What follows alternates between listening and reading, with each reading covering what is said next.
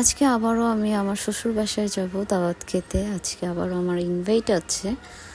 তো এখানে এসেছি কারণ আমার হাজবেন্ড আর হচ্ছে আমার আন্টি আঙ্কেল আছে, ওনারা হচ্ছে চোখের ডক্টর দেখাবে, তাই এখানে এসেছে। আর আমাকে এখান থেকে আমি ওনাদের সাথে বাসায় যাব, তাই একটু চশমা দেখছিলাম আর আপনাদের জন্য ভিডিও করছি।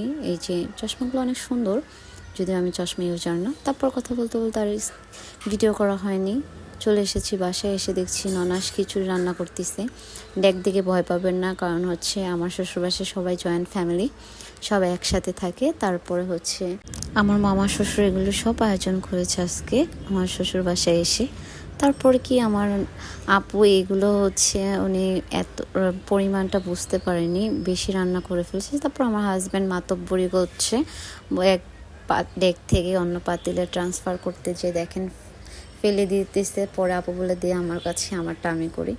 তারপর কি এই যে ইফতার আমি একটু আপনাদের জন্য ডেকোরেশন করে ভিডিও করছি সৌন্দর্যের জন্য, আর দেখতে যেটা ভালো লাগে আসলে খেতেও ভালো লাগে। তারপরে এই যে সব কিছু এখানে সুন্দর করে রেডি করে রেখেছে।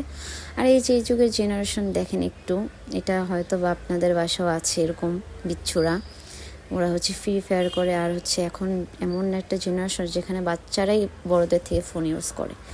তারপরে এই যে আমার আব্বু যান, উনি হচ্ছে রোজা রেখে খুবই ক্লান্ত, যেভাবে শরবত খাচ্ছে আর মানে গ্লাস ওনার থেকে সরানোই যাচ্ছে না, কান্না করছে। সবাই মাশাল্লাহ বলবেন।